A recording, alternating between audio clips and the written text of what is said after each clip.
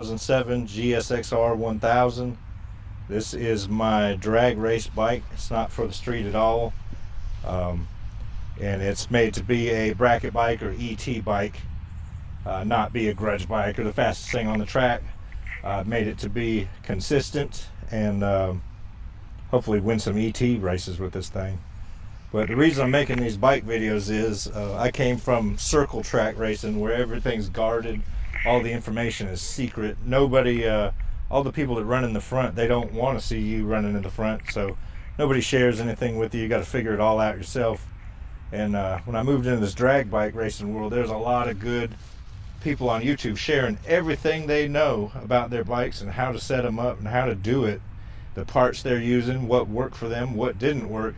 And I really appreciated those videos to help get started with, because they were just putting it all out there, everything they had, and we'll see you at the track and I'll be friends about it. So that's what I'm doing here, and we'll just take a look at what it happened to come from a stock bike to this.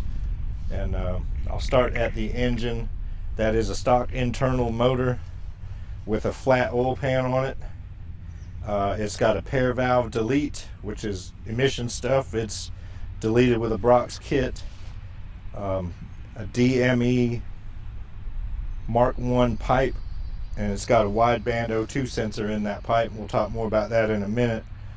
But those are, I think they're real close to them tater gun pipes people have, but this one just says DME on it. It is running a full factory radiator. It's not a cut radiator. I made different brackets for the top to move it forward maybe half an inch, and that gave me the clearance I needed to get around that exhaust. It might end up with a cut radiator in it later on. Like I said, it's not a street bike. I don't need a full radiator. But that's where we're at with it now, and it doesn't get hot at all in a racing environment. It's running the MTC Gen 2 clutch, which is the multi-stage lockup clutch.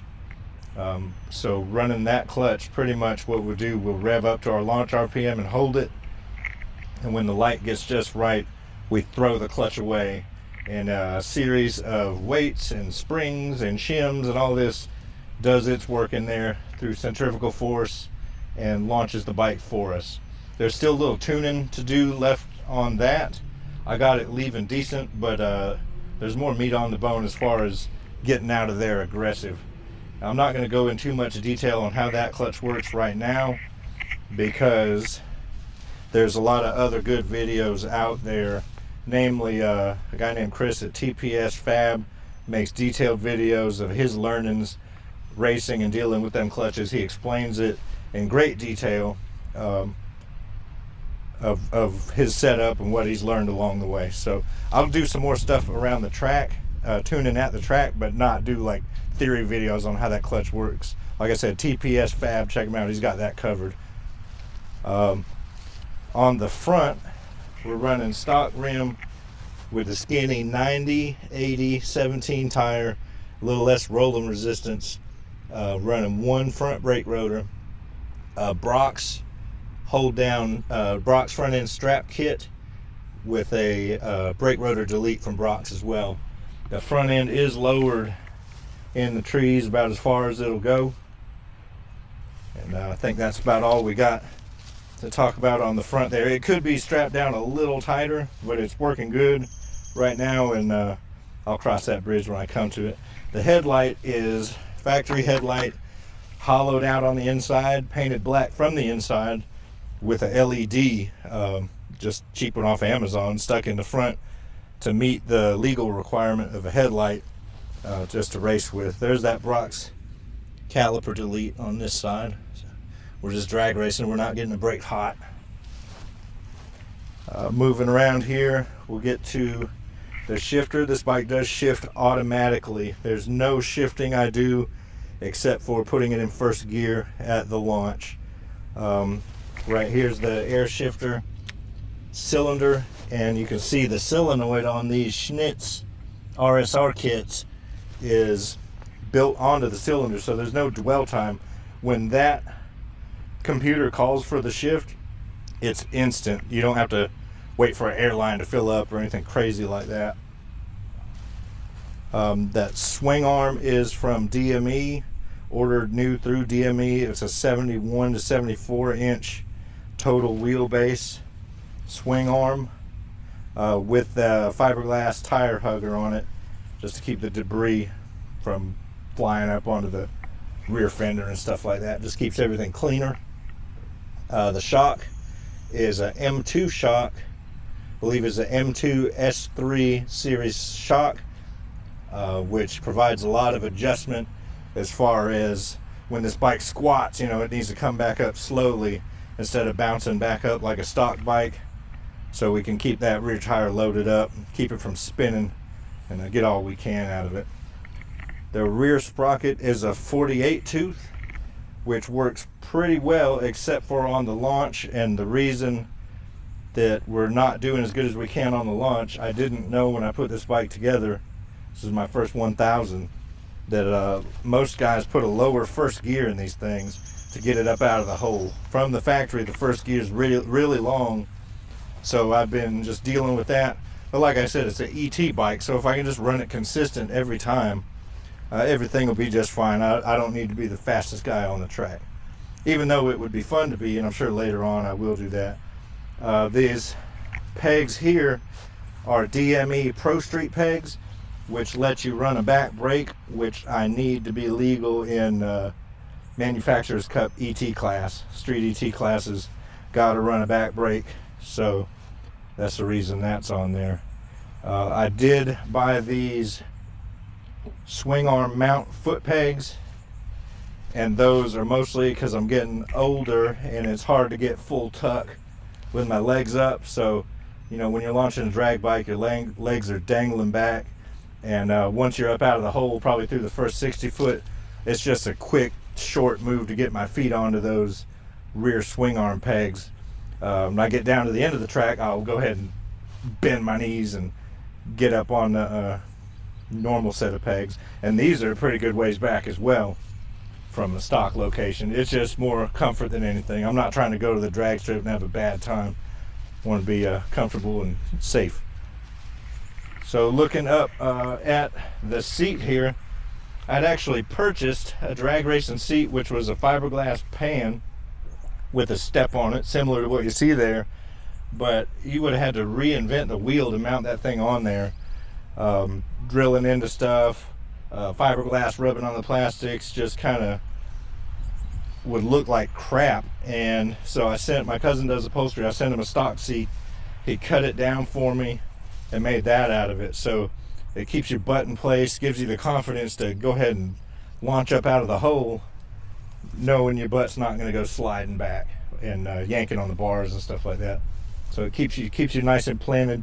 Didn't cost me a dime, and shout out to my cousin Brian for doing that for me. We'll go ahead and pop the cover off the back here and look what we're doing. As far as this thing does have a Woolwich Racing wideband O2 kit on it, which allows us to tune at the track through a laptop, looking at O2 data, you know, seeing if we're running lean or rich and what RPMs and stuff like that, and tune as we go. And it also gives us the ability, it's kind of a poor man's data logger, so we can see what our RPMs did in what gear at what time, kind of if we're falling, let me open this, if we're falling flat on our face getting out of the hole or over revving, you can see all that data. You can see at what time you went to full throttle. You know, it tells the truth.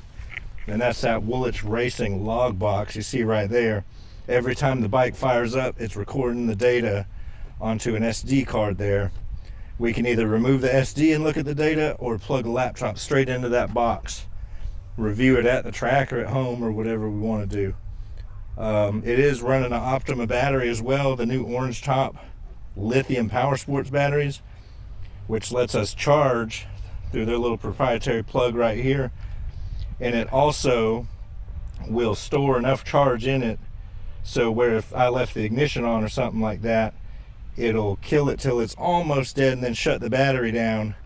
It'll still allow me enough power in reserve to start the bike one time. So that's kind of a fail safe there. The shifting is performed. Let me turn the ignition on and light this box up. That Schnitz Racing RSR air shifter module. So how it goes to launch this bike, we'd of course be running, we'd pull up back into the water box.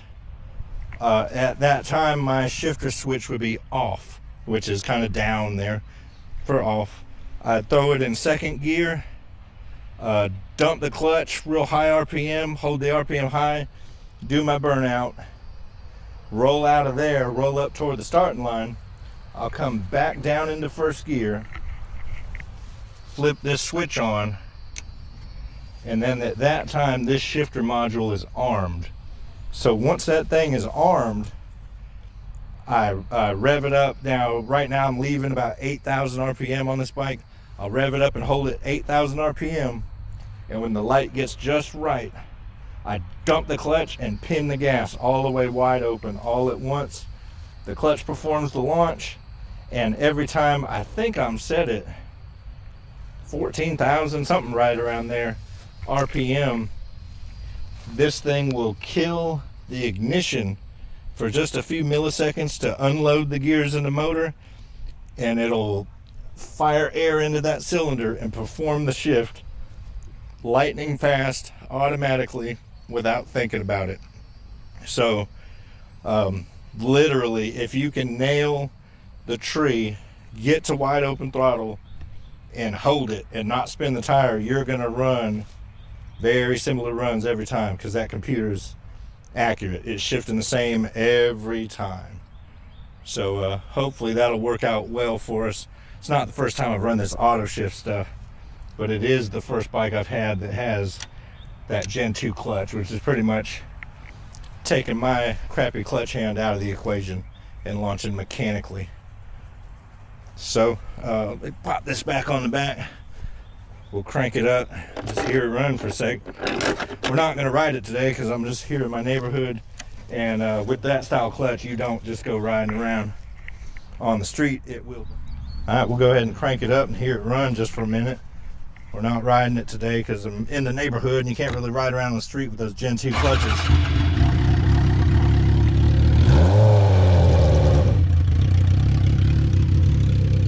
Let it idle for a minute before we whack the throttle in it.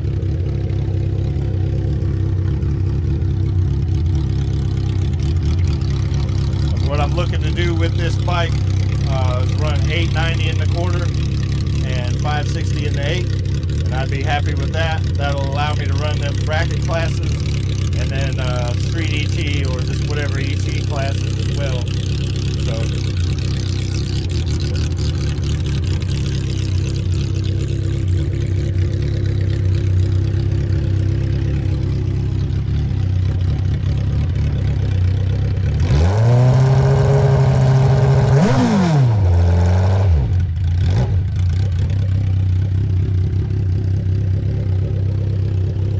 that's about it. Next video I make on this bike will be at the track. We'll be tuning it, running it, fooling with that clutch, checking data logs, all that kind of fun stuff, and I'll share every bit of it. Once again, shout out to those guys who share their racing experience and their builds on YouTube for everybody to look at, because that's how I got to where I could do it myself. If it wasn't for them videos, TPS FAB, More Mafia, all that kind of stuff, sharing with us what they do, you know, it's kind of a mystery. So we'll keep on doing it. We'll have some fun racing videos coming up. It's end of July in South Georgia, so it's hot out here.